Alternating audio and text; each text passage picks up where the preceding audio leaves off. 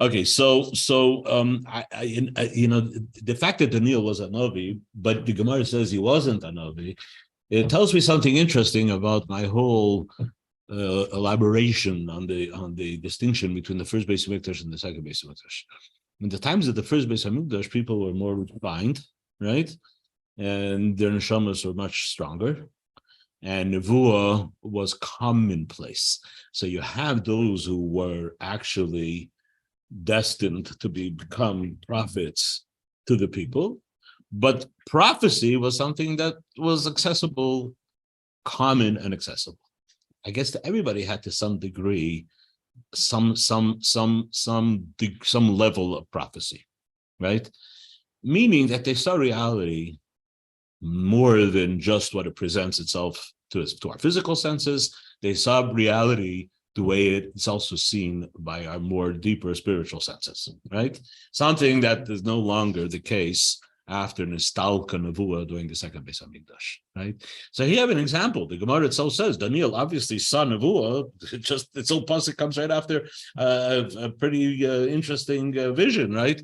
But yet the Gemara says they were greater because they were prophets that were actually assigned by Hashem, right? And Daniel was just a prophet like everybody else, so to speak, right?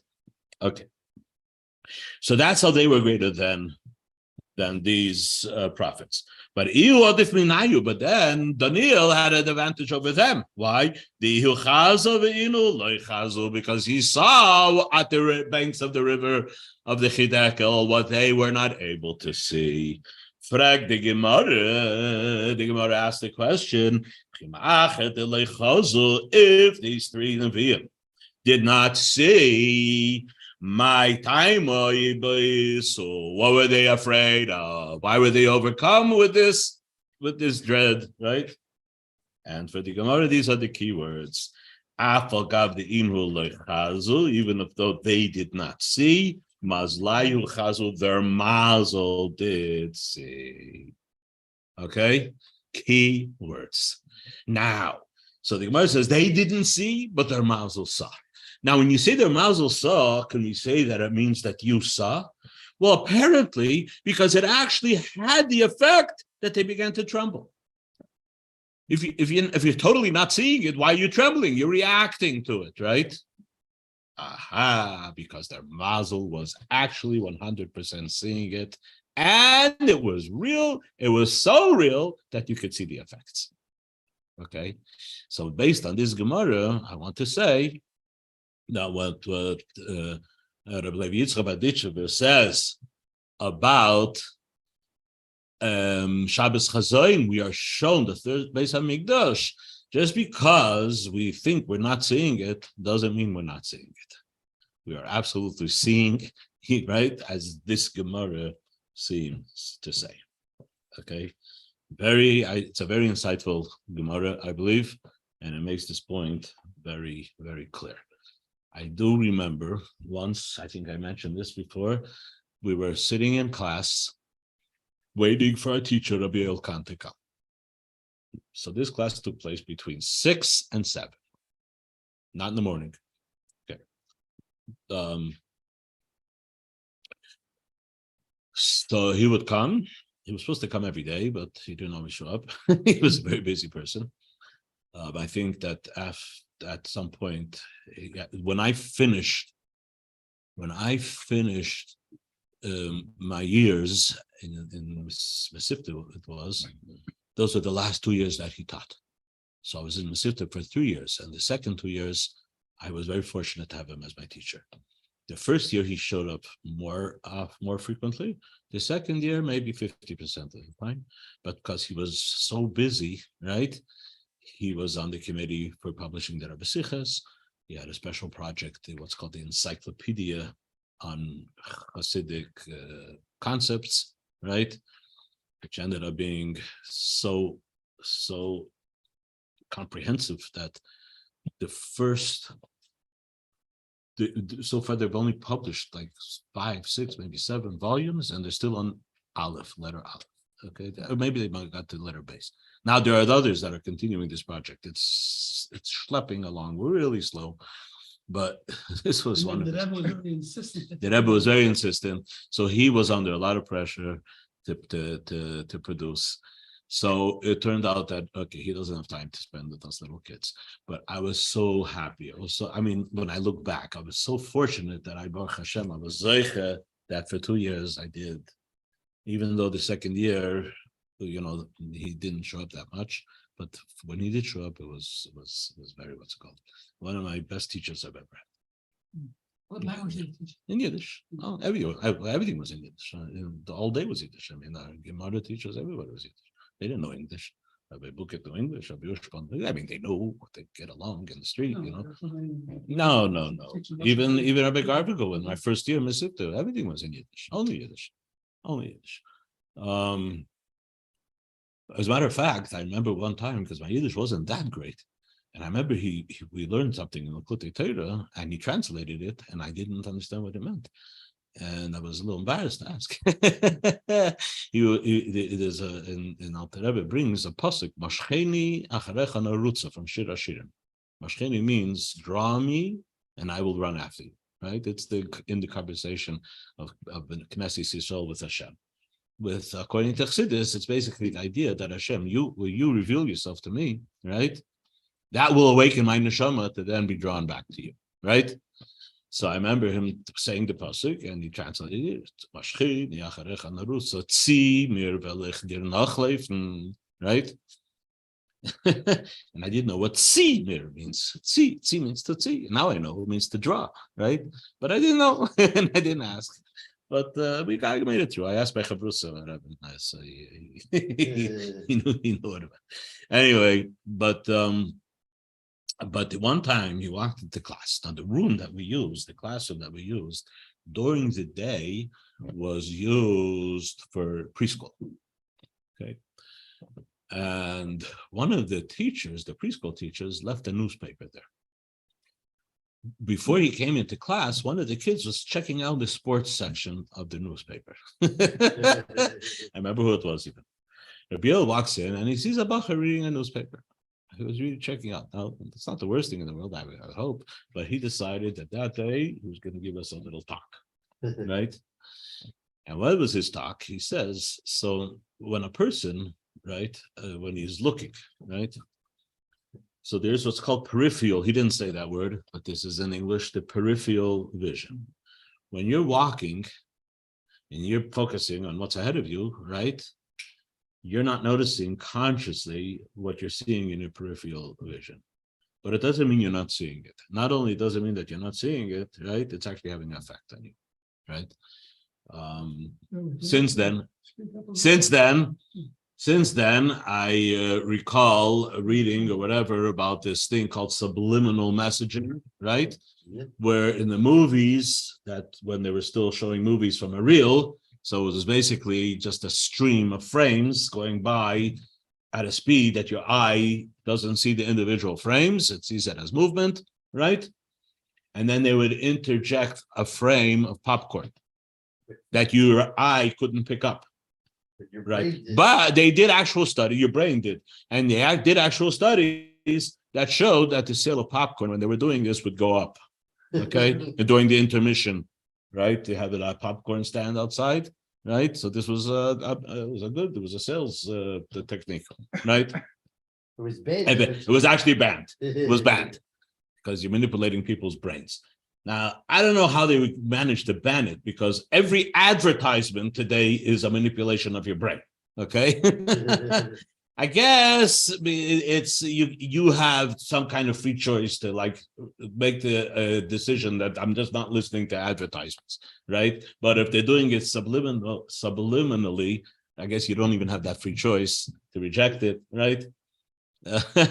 In any case, there are things that we're not aware that we're seeing, but we're actually seeing. It went into your eyes. That's what he's telling us. He says, if that's the case with subliminal messaging, could you imagine the effect that it's having on you when you are, by choice, picking it up and looking at it, right? He said, this is having an effect on you. It's having an effect on your neshama. So he wasn't, in with the American crowd, I guess, Rabbi Ilka. And he was talking about, and in those days, he could get away with it. I don't know if I'm a shmiyah today, probably wouldn't get away with that too much. As a matter of fact, when I was teaching in here at Yeshiva, right, and it was Sunday, and I would have a class, I would teach a night class, and it was Super Bowl night. Okay, now what's the chance that I'm going to get succeed in teaching these kids on the Super Bowl night? So I told them, okay, guys, this is the deal. We're not only going to go watch this, we're gonna watch this one. She was going to watch the Super Bowl, right? But before, we have to have a class and have a little fabrengen. And had a little fabrengen about them. I said, listen, this is what you're about to do, but I want to explain to you what's happening, so you should know, so you don't get duped into this. I said, this whole thing about spectator sports makes no sense whatsoever, because you're not even participating. All you're doing is watching what somebody else is doing. So what's the point, right? So I told them it's called the museum effect. Why are museums so popular? People go and they visit them. Because when you go and you look at what human beings were able to accomplish, right? That elevates you. Maybe not in a direct way, in an indirect way, because it basically exposes you to what a human being is actually capable of doing. And after all, you're a human being, right? So I would prefer you went to a museum, probably, because it'll be a more refined revelation, right? As far as human capacity, a more refined revelation than hitting a ball with a stick or whatever, or right, or knocking somebody down, with a football, right? But we're watching it, and it's a billion-dollar industry, right? Because people are so interested and drawn to it. Why are people drawn to it? They're drawn to it because by watching it, it's actually telling you something about the prowess, or whatever you want to call it, of a human being. And that has an elevating effect, to be able to see things like that. So I said, listen, we'll watch the Super Bowl, but remember that it doesn't make any sense what you're doing, other than the fact that you're learning. And then I, ended the fabrengen, and I said, and this is how the Rebbe explained why we tell stories of tzaddikim. Stories that we can never duplicate, right? But the fact is that tzaddikim are human beings. We are human beings, right? The tzaddikim are human beings. We're also human beings. We're for the same race as the tzaddik.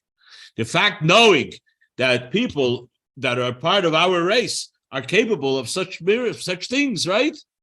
That's already something that's elevating to us. As a matter of fact, there was in the early 20s, maybe even before that, there was a group of college students. I think it was a Pagisha week. And what happened is on the Sunday of the Pagisha week, the students were able to go and have a private yechidus, a private audience with the Rebbe, right?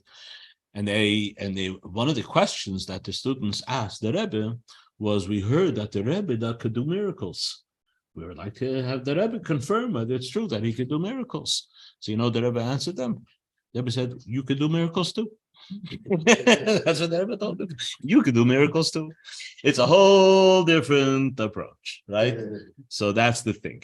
That's like, anyway. You probably have to work harder at it. So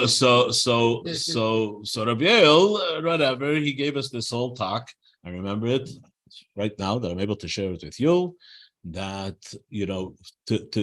to willingly subject yourself to influences that are not necessarily positive influences, right? It's bad enough that we're stuck with the things that are entering into our consciousness from subliminally, right? Why would you subject yourself to it willingly, right?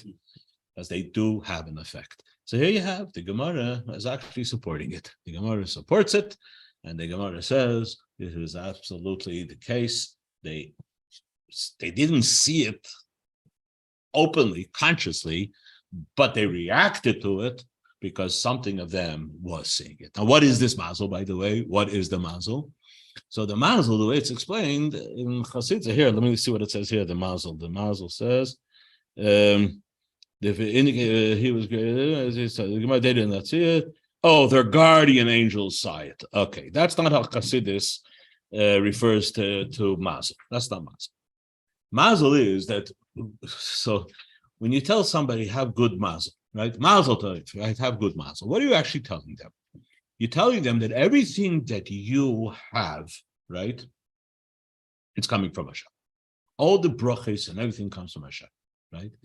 Unfortunately, though, these brachas have to evolve from their spiritual state into the real world that you're living in, right? So it has to go through a process, kind of like also like an evolution for the bracha to actually translate into something that's meaningful to you, right? I want to have a bracha that I could eat pizza and not get a heartburn. Okay, so that's real physical thing. So for that bracha to actually manifest itself, right, it has to come from a place, right? So everything the Gemara says that every blade of grass is growing, right? That growing is basically a testimony to a force, a chayis that's happening, right? Hashem is continuing to make it live, and he's giving it vitality, and it's growing, right? That's something, yeah. Each blade has its individual mazel, right, from which this vitality, this koyach, this energy is coming from, right? I like to think of it kind of like a funnel. It has to come from a spiritual state and funnel into like a blade of grass, right? So it has to funnel. It's coming from a very right, and it's funneling into us, right? Now sometimes the funnel sometimes gets a little clogged, right? Gets clogged. So you have to unclog it, right? So when you tell somebody mazel tov, you should have good mazel. You're getting married. All the successes in your wedding and in your marriage comes from the brachas of Hashem. May the funnel be clear, and may those brachas actually manifest themselves in a clear and in an open way. They shouldn't get stuck on the way down, right? A human being, so this is a little bit of a different interpretation of mazel, and that is that we have a neshama, right? But that neshama is not all that there is. That's only the part of the neshama that is actually clothing itself into the human body, right? But the neshama is much bigger than that, right? So you could say that this has the most of the neshama perhaps is actually transcending your existence, because it's actually not filtering down into your physical state, right? But it's still your neshama, right? And that neshama is not restricted by the capabilities of the neshama once it does adapt itself to a physical state, right? It's able to see, right? That neshama, that part of the neshama is called your mazel. That's your mazel level. That's the part that transcends, that hovers above, right? It's not the malachim. It's not guardian angels. It is in the sense that it's guarding you, because we cannot leave you up to your own devices if all you had was the neshama that descended into your body, right? It's a very restricted level of neshama.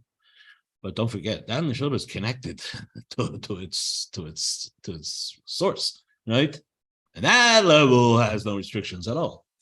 As long as you keep that connection clear and open, it will be a free flow, and you will find that, right? So there are things that you're not seeing. You're not seeing, of course, you're not seeing it with your physical eyesight. You're not seeing it. Daniel's side, right? That's what a nevuah is. A nevuah is that you actually physically see things that normally you're not able to see. So Daniel was able to see it. But not everybody could see it. But your mazel could see it, right? That's your neshama. That's your level of the neshama that doesn't have those restrictions. It could see it. And it's real. And it's having an effect on you. And that's what this Shabbos Chazon says of Levi, Yitzchok, is what it's all about. You are actually seeing the third base Hamikdash. You should have a good mazel, and you should see it clearly, even in your physical conscious state as well. We have a couple minutes. You know, the Rebbe actually, the famous Maimer, V'yato Tetzave, and I call it the famous Maimer because it's not the last Maimer that the Rebbe said, but it's the last Maimer that the Rebbe published right before Gimel Tammuz, and taking the cue from the letter that the Rebbe wrote for the first yahrzeit of the Frierdiker Rebbe in Yud Shvat of the year 1951, the Rebbe said that the passing of the Frierdiker Rebbe is associated with the last Maimer that he published, right? It turns out that he actually published it on the Erev Shabbos of the day of Yud Shvat when he passed away. And from then on, Yud Shvat is associated with the Maimer called Basi Lagani, right? That's the Maimer, the Yud Shvat Maimer, right? And the Rebbe every year would say a Maimer based on that Maimer of Basi Lagani. So likewise, the Hasidim, after Gimel Tammuz, they understood that the Ator Tetzaveh is the Gimel Tammuz Maimer, so to speak. It was the Maimer. And when you learn the Maimer, you understand that this is literally like a Tzava'ah, like the Rebbe's last will and testament that he left us while he was still here with us physically in this world. I mean, that's clearly the message of that Maimer, right? You don't have to look for cryptic messages there. It's open to the Bible. Okay, in that Maimer, there's one paragraph. We have a couple of minutes. There's one paragraph, and in this paragraph, the Rebbe refers to this Gemara in Megillah. Okay.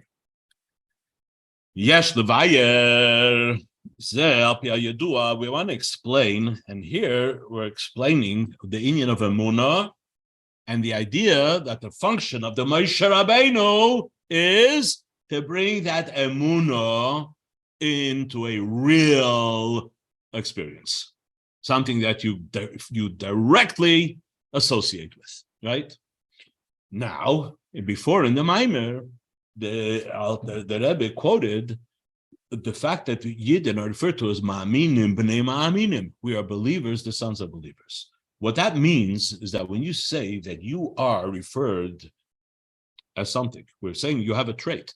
What's that trait? That you are Ma'amin, Ben Ma'amin. Well, we're not talking about something that you accomplished. It's not a title that we're giving you based on your accomplishment, right? You don't say that Dr. So-and-so, he may be the son of a doctor, but he's not a doctor because he's the son of the doctor. He's a doctor because he went to medical school and he passed the exams and he became a doctor, right? And yet, we're not just simply saying that we made ourselves to be Ma'aminim. And by the way, we're following in the footsteps of our father. No, every Yid is called a Maimin, Ben Maimin, right? What does that mean? That you inherently, in other words, it's in your DNA that you have Emunah, right? But this Emunah could be still Emunah on the mazel level. It doesn't necessarily come through the funnel into our actual consciousness, right? That's the function of Moshe Rabbeinu. And Moshe Rabbeinu is the one who nurtures the Yid to have a clear flow, a clear channel to his own Emunah. Right? He's not giving you Emunah. He's putting you in touch with your Emunah. That's what the Moshe Rabbeinu does. So here the Rebbe, in this paragraph, he says, this idea that Yisrael Ma'aminim be'elukus be'emunah pshuta, that they have this basic Emunah because they're Ma'aminim, b'nei Ma'aminim, right? And it doesn't need to be proved. It doesn't have to be logically or intellectually proven. A Yid has Emunah. If you come next week, Shabbos, to the Shabbos, Nachmut, Oyel, if any of you would like to, David, I hear you're coming. Yeah. So we're going to learn a Maimer, the Kuti Torah, and then we're going to learn also what the Alter Rebbe says in Perik Yud Ches of Tanya. Okay? Spread the word. Tell everybody. Did you hear what we're going to do? Yeah. So in Perik Yud Ches of Tanya, the Alter Rebbe basically says that every Yid has, within his DNA, he has what's called the Chachma. It comes from the Chachma of his Nefesh Elikis. And what is it? Emunah the Eibishter. He has an innate belief in the Eibishter. And says the Alter Rebbe, being that it's a trait, it's a genetic trait, it doesn't matter what level you've accomplished in your life. And he brings a proof. And his proof is that Kal Shebekalim, the most simple of Jews, what do we see? Right? Anecdotally, we have case after case after case that what? They're willing to be Moshe Nefesh, they're willing to give their life for the Yiddishkeit. Doesn't take any prerequisite. It doesn't have nothing to do with status. It has just to do with the fact that a Yid is a Yid is a Yid, and watch what he'll do. He's willing to give his life, right? And something that like let's say in Persia went through different religions, right? You had persecution. You have much to go about together. And so the question is, actually, here you have these stubborn Jews, whether through giving up their lives, whether willing to live with all that persecution, it's also another form. It's like, what's going on over here? There you go. Okay, says the Rebbe, and here I'll finish. The fish amazlayu chazi. You know why we have such a Buddha? There's a saying in English: seeing is believing. You don't question what you see. You question what you hear, but you don't question what you see. I mean, I saw it. You don't tell me it's not. I saw it. Right? That's the strongest testimony that person can give. I saw it. How do you know? I saw it. Well, it doesn't make sense. I didn't say it makes sense. I said I saw it though. Right? What is seeing? Who's seeing? When it comes to Emunah, says the Rebbe, your mazel is seeing Elokus because it doesn't have those restrictions. The restrictions. It's so absolute, as much as absolute as seeing is absolute, right? That you would be willing, once that energy pushes its way through the funnel, and that's what happens in dire situations, right? Even to simple people who've had a very clogged funnel for most of their lives, right? But at certain times, certain dire situations, comes right down, and they're willing even to have Mesiras Nefesh, because Mazalai Chasi. Anyway, so this is Shabbos Chazon. Just remember that not everything that you think you see is what it is. There's more to what you're seeing than you're willing to accept at times. Anyway, good Shabbos, everyone. So what we so Moshe was here. I see. Yeah, we didn't have. It could be that they dropped off because when there was no sound. Okay. Anyway, good Shabbos, everyone. I think I'm going to go now. Let's get ready for Shabbos. Now, is it a free thing or what is the cost? As for Speak to Mendel Makel. okay, Yeah, Mendel Makel takes care of all the logistics. I will take care of as much spirituality that I have to offer. I'm getting ready, Shiurim and things to do while we're there. And but when it comes to all the carpooling and the costs, Chaim Itkin also, but Mendel Makel is the final logistic manager. As far as my right. Oh, okay, but that's I don't even have to know. Yeah. Okay. Good Shabbos.